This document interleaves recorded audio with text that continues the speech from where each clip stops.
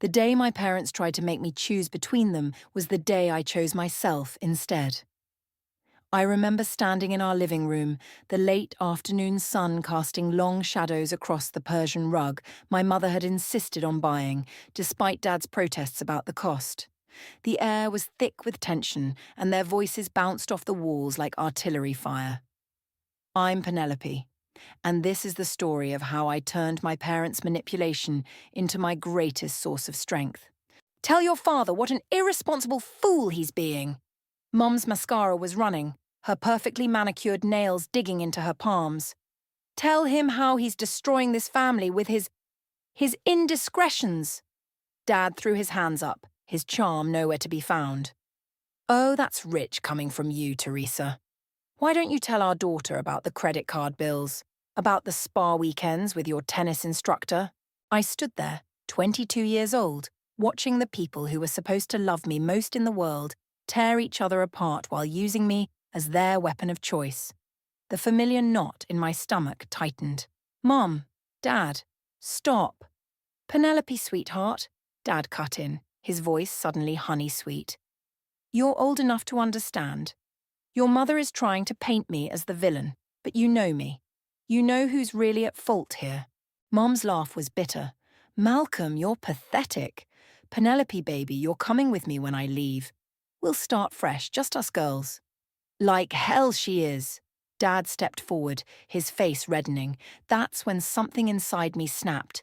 Years of walking on eggshells, of playing mediator, of being their emotional support child, it all came crashing down. I'm not choosing either of you, I said, my voice steadier than I felt. I'm choosing me. The silence that followed was deafening. Don't be ridiculous, Mom scoffed, but I could see the uncertainty in her eyes. I grabbed my car keys from the coffee table. I'm done being your referee, done being your therapist, done being your weapon against each other. Where do you think you're going? Dad's voice had lost its sweetness. Away from this toxic mess. I've already accepted a job offer in Seattle. I hadn't planned to tell them like this, but their shocked faces made it worth it. Mom's face crumpled. Seattle? But that's across the country. You can't... Watch me. I walked out, ignoring their calls, their threats, their sudden united front against my departure. The irony wasn't lost on me. The only thing that could bring them together was their shared desire to control me. That was 8 years ago. I built a life for myself, carved out my own space in the world. No drama, no manipulation, no walking on eggshells. Just peace, success, and the sweet taste of independence. Until today. My phone buzzes with an incoming call from Mom, and before I can decline it, another call comes in. Dad. After all these years, they're still synchronized in their attempts to drag me back into their orbit. Everything okay? Peyton, my best friend and colleague, peers over her computer screen at me. I show her my phone's screen where both their names flash simultaneously.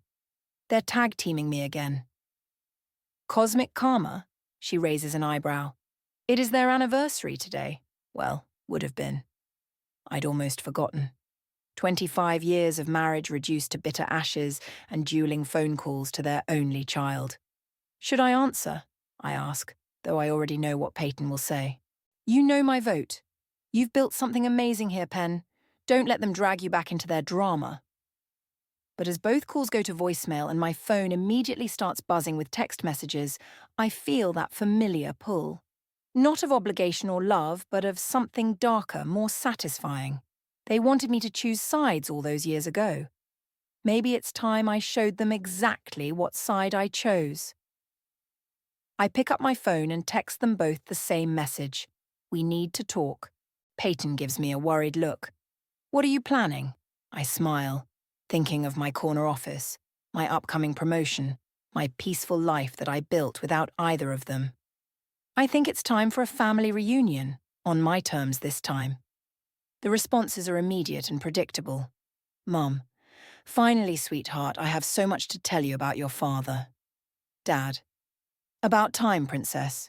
Your mother's been impossible. Some things never change, but I have, and they're about to find out just how much. 8 years of carefully constructed peace, And here I am, staring at a package from my mother sitting on my pristine kitchen counter like a ticking time bomb. The Seattle rain patters against my apartment windows, creating a soothing rhythm that usually calms me. Not today. Just throw it away, Peyton suggests, sipping her coffee at my breakfast bar. You don't owe them anything. I run my finger along the edge of the package. You didn't see the email she sent. A piece of our history that belongs with you. Knowing her, it's probably Dad's old love letters, or something equally manipulative. All the more reason to toss it. The doorbell rings, making me jump. It's Isaac from next door holding a misdelivered piece of mail. This was in my box, he says, then notices my expression. Everything okay? You look like you've seen a ghost. Family stuff, I reply, taking my mail. Thanks, Isaac. He lingers for a moment. Well, if you need anything, I know where to find you. I finish with a smile. He's been a constant, uncomplicated presence since I moved in. The opposite of everything I left behind. Back inside, Peyton's already opening the package, her curiosity getting the better of her. Oh, wow, she breathes. Inside is my old diary from when I was 16, its pages stuffed with additional photos and notes. A letter from Mom sits on top. Remember who you were before he ruined everything. Subtle as a sledgehammer, isn't she? I laugh, but it comes out hollow. Peyton picks up a photo, me at my high school graduation, flanked by both parents. They're smiling, but I remember the tension crackling between them that day. You look so young, she says. I was. Too young to be their marriage counselor. I close the box firmly. This is exactly why I left. 8 years of therapy to stop being their emotional dumping ground, and she thinks she can just... My phone rings. It's Bailey from work. Pen, where are you? The Miller presentation starts in 20 minutes. Shit! I grab my laptop bag. I'll be there in 10. Peyton helps me gather my things. What about the box? It'll keep. I pause at the door. Actually, would you mind taking it with you? I don't want it here. At work, I throw myself into the presentation. This is my world now. Clean lines, clear goals, measurable success. I built this life brick by brick, promotion by promotion, until I became someone my younger self wouldn't recognize. Fantastic work, Penelope, my boss says afterward. The client was impressed. The director position is as good as yours. Bailey shoots me a look that's half admiration, half envy. How do you make it look so easy? If she only knew. Nothing about my life has been easy, but I've learned to make it look that way. It's the best revenge. Success, stability, independence. Later that evening, Peyton comes over with takeout and the box. You need to see this, she says, pulling out a stack of papers. They're letters, dozens of them, that I wrote to both parents but never sent. Pages of teenage anger, hurt, and confusion. Mom had kept them all. She must have found them when they were dividing up the house, I say, my throat tight. There's more. Peyton hands me a recent photo. It's my old home now with a sold sign in front. On the back, Mom's written, "Your father finally agreed to sell." Another chapter closed. My phone buzzes with a text from Dad. "Your mother's being unreasonable about the house sale. Call me." I show Peyton the message. See? Nothing's changed. They're still using me as their go-between. What are you going to do? I look around my apartment. The art I chose, the furniture I bought, the life I built. I'm going to show them exactly what they lost when they pushed me away. Pen. Not for revenge, I clarify, though maybe that's part of it. To show them that their games didn't break me, they made me stronger. Peyton picks up another photo from the box, me at my college graduation, alone but smiling. You already show them that every day by living your best life without them. Maybe it's time I showed them in person. I pull out my phone and start typing. Mom, Dad, I'm hosting a dinner next month. Both of you are invited. No excuses, no drama. Time we had a real conversation. Their responses come quickly. Mom, of course, darling. I'll bring your favorite dessert. Dad, looking forward to it, princess. Peyton reads over my shoulder. Are you sure about this? I look at the box of memories, at the life I've built, at the woman I've become. Absolutely. It's time they met the real me, the one they created when they tried to break me. Your father is selling family heirlooms behind my back. Mom's voice crackles through my phone speaker, shrill and accusing. He's probably funding his new girlfriend's shopping addiction. Did you know he's dating someone half his age?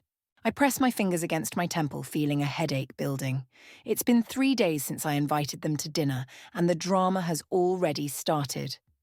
Mum, the divorce was finalised years ago.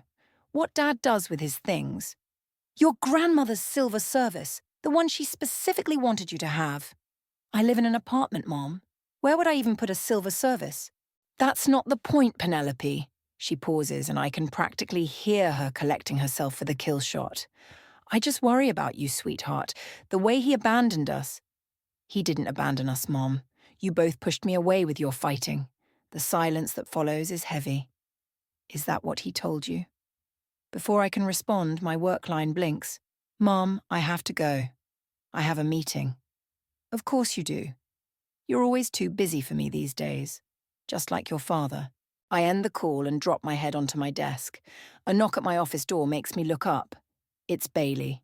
Rough call? She asks, leaning against the doorframe. Family stuff. I straighten up. What's up? The director wants to see you about the promotion. Now. I'm halfway to the executive floor when my phone buzzes again. Dad this time. Princess, quick question. Your mother's not coming to this dinner, is she? Yes, Dad, she is. I invited both of you. He sighs dramatically. Sweetheart, you know how she gets. She'll just cause a scene. Like you're doing right now. I'm trying to protect you, he says, using that smooth, reasonable tone that used to make me doubt myself. You know how she manipulates situations. I step into an empty elevator. Funny, she says the same thing about you. Has she been filling your head with lies again? This is exactly why. Dad, stop. The dinner is happening. Both of you are coming. End of discussion. I hang up as the elevator doors open. Through the glass walls of the director's office, I can see my future, waiting. This is what I've worked for. What I've earned on my own merit. Later that evening, Peyton comes over with wine and Chinese food. Spill, she demands, settling onto my couch. How bad was it? I tell her about both conversations while unpacking the takeout containers. They haven't changed at all. Mum's still playing victim, Dad's still trying to charm his way out of everything. And you're still stuck in the middle, Peyton observes. Not anymore. I grab my wine glass. Oh, and get this. Mom sent me another package today. I retrieve the small box from my entry table. Inside is a stack of old credit card statements with Dad's expenses highlighted in angry yellow. She's building her case, Peyton says, examining the statements, using you as her lawyer again. My phone chimes with a text from Dad. Found some interesting old emails from your mother you should see, dropping them by tomorrow. See? I show Peyton the message. They're both doing it, trying to win me over with evidence against each other. What are you going to do? I walk to my window, looking out at the Seattle skyline. I'm going to let them come to dinner. Let them see my office, my home, my life. Let them see what I've built without their help or interference. That's not revenge, Pen. That's just success. Maybe they're the same thing. I turn back to her. The promotion's official, by the way. I start as director next month. Peyton raises her glass. To Karma. My phone buzzes again. Mom sending a photo of Dad with a young woman at a restaurant. The caption reads, "Thought you should know what kind of man your father really is." I delete it without responding. You know they're both going to try to sabotage the dinner, Peyton says. Let them try. I sink into my armchair, feeling the weight of their expectations, their manipulations, their endless war. They've spent 8 years fighting over who gets to control me. Time to show them nobody does. Another text from Dad. Found some photos you might find interesting. Your mother wasn't always the saint she pretends to be. I block both their numbers for the night and raise my glass to Peyton. To freedom, she clinks her glass against mine. To showing them exactly who you've become. Outside, the Seattle rain starts again, washing away another day. In 3 weeks, I'll have both my parents at my table, on my turf, playing by my rules. For the first time since I left home, I'm actually looking forward to seeing them. Let the games begin. Your mother just called me, Peyton announces, barging into my office without knocking. How did she even get my number? I look up from my computer, not entirely surprised. Let me guess. She wanted to know if Dad's really coming to dinner. Among other things. Peyton closes the door behind her. She also wanted to know if you're eating properly and if you're seeing anyone special. Oh, and she mentioned something about your father's new girlfriend being barely older than you. Classic Mom. I check my calendar. 2 weeks until the dinner. Dad tried to friend my neighbour Isaac on Facebook yesterday.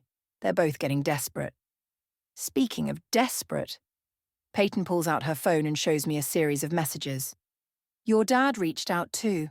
Wanted to know if you're still influenced by your mother's dramatic tendencies. I lean back in my chair, laughing despite myself. They haven't seen me in 8 years, but they're working overtime to recruit spies. My office phone rings. It's reception.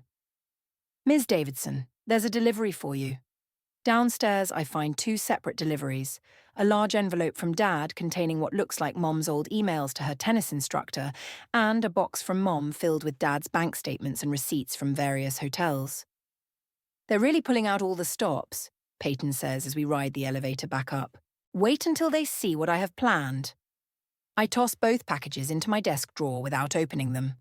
I've hired a photographer for the dinner. A photographer? Pen? To document my success.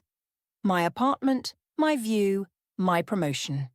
Every achievement they missed while they were too busy destroying each other. Peyton perches on my desk. This revenge thing. Are you sure it's healthy? Before I can answer, Bailey knocks and enters. Sorry to interrupt, but the client's here for the presentation. The rest of the day flies by in meetings and calls. It's dark by the time I get home, only to find Isaac waiting in the hallway. Your mom called me, he says, looking uncomfortable. She got my number from the building directory. Isaac, I'm so sorry. He waves it off. It's fine, but she spent 20 minutes telling me how worried she is about you being alone in the big city. Then your dad called to ask if you seem stable. I unlock my door, inviting him in. Welcome to my world. Want a drink? I feel like I owe you one. Make it 2. He follows me inside. Your dad mentioned he's bringing his girlfriend to dinner. I nearly dropped the wine glasses. He what? Yeah, said something about wanting you to meet the new family. My phone buzzes. Mom calling again. I answer on speaker. Darling, I hope you don't mind, but I invited my life coach to dinner. She's been such a rock through all this, and I really think you could benefit from her guidance. No. My voice is firm. No life coaches, no girlfriends, no tennis instructors, just us. But sweetheart, this isn't a circus, Mom. It's a dinner, my rules. She's quiet for a moment. Your father put you up to this, didn't he? Isaac raises his eyebrows as I end the call. Wow. Yeah. I pour us both generous glasses of wine. They've spent 8 years fighting over who gets to control my narrative. Now they're panicking because they can't. My phone chimes with a text from Dad. Princess, about bringing Amber to dinner. I type back quickly. No guests. Period. His response is immediate. Your mother's poisoned you against me. Isaac reads the message over my shoulder. They really haven't changed, have they? Nope. But I have. I show him the photographer's contract on my laptop. I'm going to document every minute of this dinner. Every success they missed. Every milestone they ignored, every achievement I earned without them. That's intense. It's necessary. I pull up photos of my old home, my old life. They spent years trying to make me choose sides. Now they get to see what choosing my own side looks like. My phone buzzes again, both parents texting simultaneously. Mom. Just trying to help you, darling. You seem so alone out there. Dad. You're making a mistake pushing Amber away. She could be your new mother figure. Isaac whistles low. You sure you want to go through with this dinner? I look around my apartment, at my degrees on the wall, my director's appointment letter on the desk, the life I've built from scratch. Absolutely. I block both their numbers again, something I've been doing more frequently lately. They wanted me to choose? Well, I choose me, and it's time they saw exactly what that choice got me. Isaac raises his glass. To choosing yourself. I clink my glass against his, feeling stronger than I have in weeks. The dinner is coming, and with it, my chance to show them the woman I've become, not the daughter they failed to break. Mum arrives first, exactly 15 minutes early, wearing a dress that probably cost more than my first month's rent in Seattle. Her eyes scan my apartment, cataloguing every detail. Darling, it's cozy. She runs a finger along my bookshelf. Though these walls could use some colour. I know a wonderful interior decorator. Mom. I hand her a glass of wine. The apartment is perfect as it is. The doorbell rings again. I take a deep breath, knowing exactly who it is. Dad stands there in his signature blazer, holding an expensive bottle of scotch. Princess, you look... He pauses, taking in my professional attire. Different. Successful is the word you're looking for, I say, stepping aside to let him in. The moment he sees Mom, the temperature in the room drops 10 degrees. They haven't been in the same space since the divorce. Teresa. He nods stiffly. Malcolm. She takes a deliberate sip of wine. Still wearing that awful blazer, I see. Still drowning yourself in Chanel No. 5, I see. I clear my throat. The photographer will be here in 10 minutes. Photographer? They ask in unison, then glare at each other for the synchronicity. To document my promotion dinner, I explain, watching their faces carefully. I'm the new director of operations at my firm. Director? Mom's wine glass freezes halfway to her lips. But you never mentioned... When did this happen? Dad interrupts. Why didn't you call us? For the same reason you didn't call me when you sold the house. I move to the window, gesturing at the Seattle skyline. This is my life now, the one I built while you were both too busy using me as your personal weapon. A knock at the door saves them from responding. It's Isaac. Sorry to interrupt, he says, but your photographer's here. She's setting up in the hallway. Mum straightens her dress. You didn't mention we'd have company. Isaac's my neighbour, I say, noting how Dad's eyes narrow. And the photographer is strictly professional. The photographer Sarah enters with her equipment. Where would you like me to set up? Before I can answer, Mom jumps in. The lighting by the window would be perfect for family photos. No family photos, I cut her off. Just document the evening as it unfolds. Dad scoffs. Is this really necessary, Princess? Seems a bit showy. Showy? Mom laughs sharply. That's rich coming from the man who bought a sports car during our divorce. At least I earned my money instead of bleeding others dry. Stop. My voice doesn't shake. This is exactly why I left. Why I built this life without either of you. Sarah quietly snaps photos as I pour myself a drink. The tension in the room is thick enough to cut. Penelope, Mom starts, her voice honey-sweet. We only want what's best for you. No, I correct her. You want what's best for yourselves. You always have. Dad steps forward. Now that's not fair, isn't it? I gesture to my office corner where my awards and certificates hang. Have either of you even asked about my career, my life, or were you too busy sending me evidence of each other's failures? The camera clicks softly in the background as their facades begin to crack. I tried to call, Mom protests weakly. To complain about Dad, yes. To recruit allies, absolutely, but to actually know me? Never. Dad's charm slips slightly.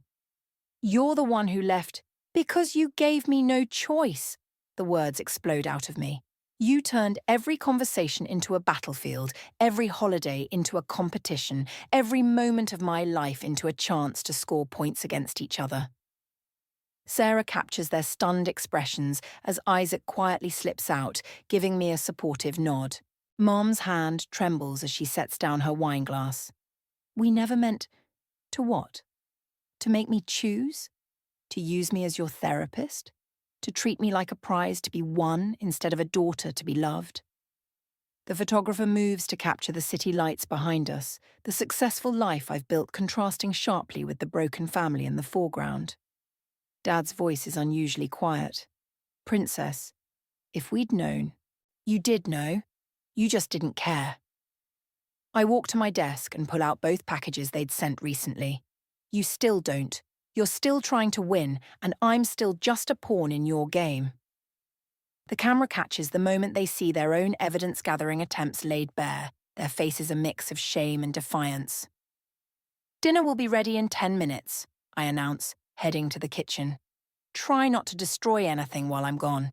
As I leave the room, I hear Mom's shaky whisper to Dad, "What happened to our little girl?" Dad's response is equally quiet. "I don't think she's been our little girl for a long time." They're right about that, at least. Their little girl grew up, grew strong, and grew away from their toxic war. And dinner hasn't even started yet. The tension at my dining table could power a small city. Mom picks at her salmon while Dad aggressively cuts his into perfectly equal pieces. The photographer circles silently, capturing every uncomfortable moment. "So," Mom breaks the silence, "tell us about this promotion, darling. Though I always thought you'd go into law, like your father wanted." "There it is." Dad sets down his fork with a clang, "always bringing up my influence like it's poison." "Well, if the shoe fits." "The promotion," I interrupt loudly, "came after I landed the Miller account, the biggest deal in the company's history." Neither of them seems to hear me. "You never supported her choices," Mum continues, jabbing her fork in Dad's direction. "Just like you never supported mine." "Oh, I supported plenty, usually with my checkbook." The doorbell rings, cutting through their bickering. It's Peyton, right on cue. "Sorry I'm late," she announces, sweeping in. "Traffic was terrible." Mom straightens up immediately, switching to her society smile. "Peyton, darling, we were just discussing Penelope's career choices." "You mean you were fighting?" Peyton corrects her, taking a seat. "Some things never change," Dad puts on his charming face. "We're simply having a discussion about Penelope's future." "My future," I laugh. "You mean the future I've already built while you two were too busy destroying each other?" The photographer catches Mom's flinch, Dad's clenched jaw. "Sweetheart," Mom tries again, "we only want—" "What's best for me, really?" I stand up, walking to my office area. "Come here, both of you." They follow reluctantly, the photographer trailing behind. "See these awards? This corner office view? The director's nameplate?" I point to each item. "I did this. Me. Not your influence, Dad. Not your connections, Mom. Just me." "Nobody's saying you haven't done well," Dad placates. "But if you'd just listened to me about law school, or taken that job at your aunt's company," Mom chimes in. "Stop!" Peyton's voice cuts through the room. "Just stop. Do you even hear yourselves?" The camera clicks capture their startled expressions. 8 years, Peyton continues. 8 years she's built this life and you're still trying to remake it in your image. Mom's face hardens. "I don't think this is any of your business." "It became my business when I held her through panic attacks after your phone calls," Peyton snaps, "when I watched her work twice as hard to prove she didn't need either of you." Dad steps forward, authority in his voice. "Now, see here." "No, you see here," I cut in. "Peyton's right. You want to know why I hired a photographer? To document this moment, to show you exactly what your war cost you." The doorbell rings again. This time it's Isaac. "Everything okay?" I heard raised voices. "Perfect timing," I say, waving him in. "Mom, Dad, meet my neighbor, the one you both tried to pump for information about me." Isaac waves awkwardly as the photographer captures their embarrassed faces. "We were just worried," Mom defends. "No, you were just competing," I correct her. "Still trying to win your endless war." Dad's charm finally cracks. "That's not fair, Princess. Everything I did was for you," I finish, just like everything Mom did was for her. Never for me. The photographer moves to capture the Seattle skyline through my window, now dark except for city lights. "I have a whole life here," I continue, gesturing around. "Friends who actually care about me, not what I can do for them. A career I built without your manipulation. A home that's peaceful because neither of you were in it." Mum's mascara is starting to run. "Penelope, please." "Please what? Please choose sides? Please be your weapon again? Please ignore my own life to manage yours?" The room falls silent except for the soft click of the camera. "I think," Peyton says quietly, "this dinner is over." Dad reaches for his coat. Princess, we never meant to hurt me. You did. Every time you used me against each other. Every time you tried to buy my loyalty. Every time you made me choose. Mum wipes her eyes, smearing her makeup. We're still your parents. No, I say softly. You're just the people who taught me how strong I could be without you. They leave separately, of course. Mum first, then Dad 5 minutes later to avoid sharing an elevator. The photographer captures their departures.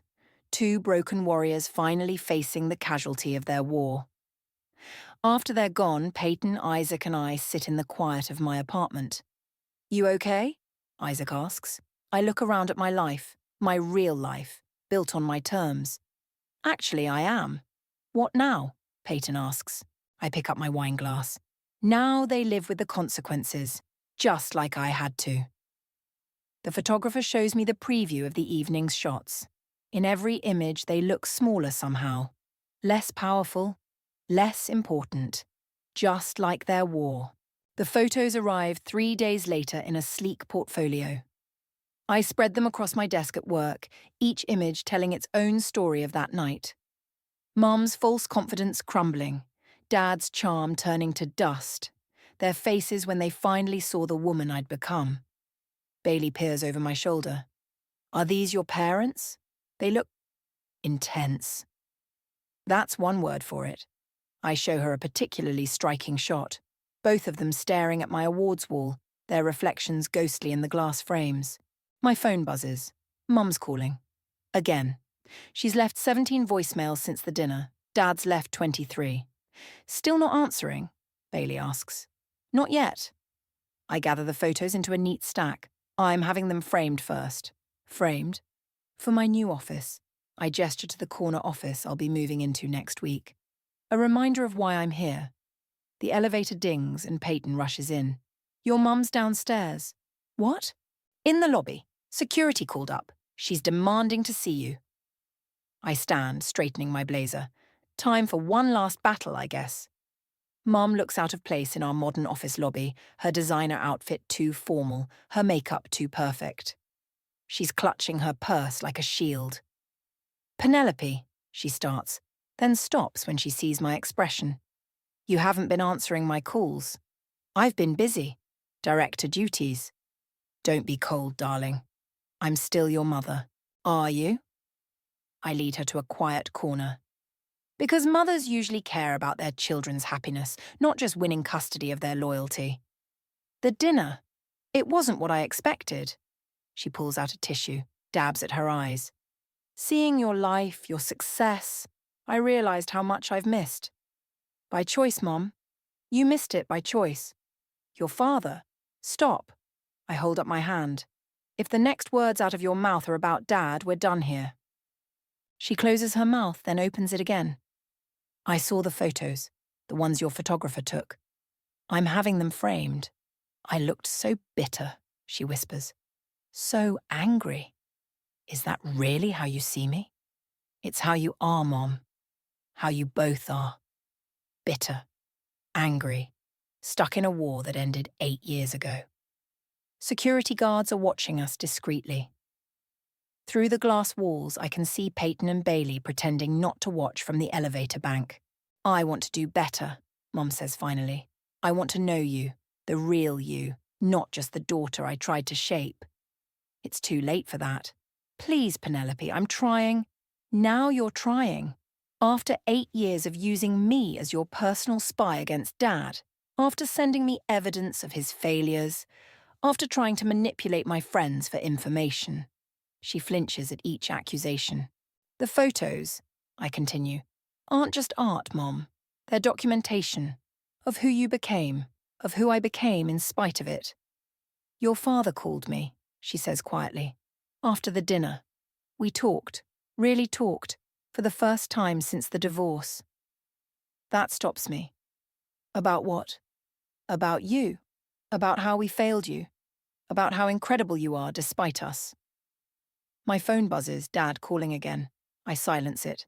He's different too, she continues. The dinner. It broke something in both of us. Seeing you so strong, so successful, so free of us. It hurt. But maybe we needed that hurt. I study her face, looking for the manipulation I'm used to seeing. Instead, I find something new. Regret. I'm having a gallery showing, I say finally. Of the photos. Next month? Her hand flies to her throat. A public showing? Yes, every moment of that dinner, every reaction, every realization of what your war cost you. That's cruel, Penelope. No, Mom. Cruel was making a child choose between her parents.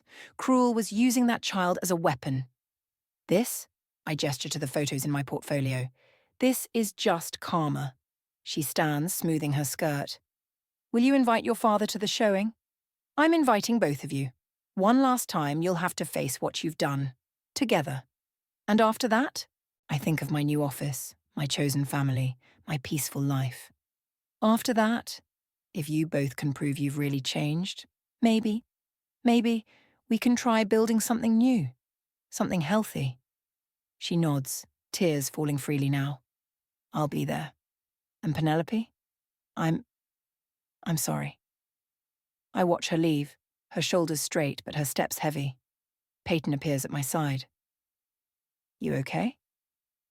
I look down at the photos in my hands, the documentation of my parents' final battle, the one they lost to my truth. I will be. I slide the photos back into their portfolio. They both will be, once they understand that the war is finally over. And the winner? I smile, thinking of my framed photos to be, my corner office, my hard-won peace. The winner already knows who she is. The gallery walls hold my story in black and white. Each photo is a moment frozen in time, Mom's mask cracking, Dad's charm failing, their carefully constructed worlds collapsing as they finally saw the truth. It's powerful stuff, Isaac says, adjusting one of the frames. You sure you're ready for this?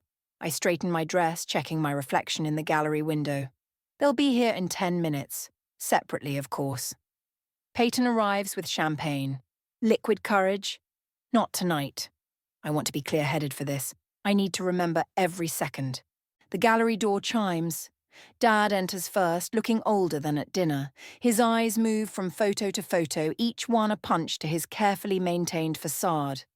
Princess, he starts, then stops as he sees the centerpiece. A massive print of him and Mom, backs turned to each other, me standing between them at age 12. The photographer found it in my old albums. That's from the school play, he says quietly. You were Annie. You both left at intermission, I remind him. Too busy fighting to see the ending. He reaches out to touch the frame but pulls back. I'm sorry. You've said that before. I mean it this time. He turns to face me fully. These photos, seeing us through your eyes, I didn't recognize myself. The door chimes again. Mom enters, freezing when she sees Dad. But something's different. No barbed comment, no bitter glare. Teresa, he says simply. Malcolm. She moves to the first photo, wincing at her own image. We look so angry. We were, I say, watching them both. Still are, sometimes. They move through the gallery separately but in sync, like planets in parallel orbits. Each photo tells part of our story. Their war, my escape, their realization, my triumph. The young woman in these photos, Mom says, gesturing to images of me at the dinner, she's so strong, so certain. She had to be, Dad replies before I can. We gave her no choice. Peyton and Isaac hover nearby, witnesses to this final act. The photographer from the dinner arrives, camera in hand. One last shot, she suggests. Mom looks at Dad. Dad looks at me. I nod. We stand before the centerpiece photo, past and present facing each other across 8 years of change. The camera clicks. I have something for you both, I say, retrieving 2 envelopes. Open them together. Inside are letters I wrote during therapy, one for each of them. Not accusations or demands, but truth. My truth. They read in silence, shoulders hunched, faces stripped of pretense. You were so young, Mom whispers. Too young, Dad agrees. And now? I gesture to the photos of my success, my independence, my peace. Now I'm exactly who I needed to become. Without us, Mom says. Because of you, I correct her. Every fight taught me to seek peace. Every manipulation taught me to be honest. Every attempt to control me taught me to be free. Dad wipes his eyes openly, something I've never seen before. The photos are beautiful, Princess. Painful but beautiful. Like truth usually is, Mom adds. They stand together. Not close, but not antagonistic either. The war seems to have finally run out of ammunition. I'm not choosing sides, I tell them both. Not now, not ever. But I am choosing peace. If you want to be part of my life, that's the price of admission. No more evidence packets? Dad attempts a smile. No more recruiting spies. Mum's voice holds a hint of humour. No more war, I confirm. It's over. You both lost. Or maybe, if you're ready to really change, you both can win something better. Like what? They ask simultaneously, then share a startled look. Like a daughter who doesn't have to be a warrior. Like a family that's broken but healing. Like peace. The photographer captures this moment too, not of battle lines and bitter words, but of possibility, of change. To peace, Dad says, raising his champagne glass. To truth, Mom adds, raising hers. To freedom, I finish, clinking my glass against theirs. The photos will hang in the gallery for a month telling our story to strangers. But the real story isn't on the walls. It's in the space between us, in the silence where accusations used to live, in the peace I fought so hard to find. Peyton raises her glass. To Penelope. To Penelope, my parents echo, and for once they sound like parents, not soldiers. The war is over. The truth is told. The peace is possible. And I am finally completely free. Oh,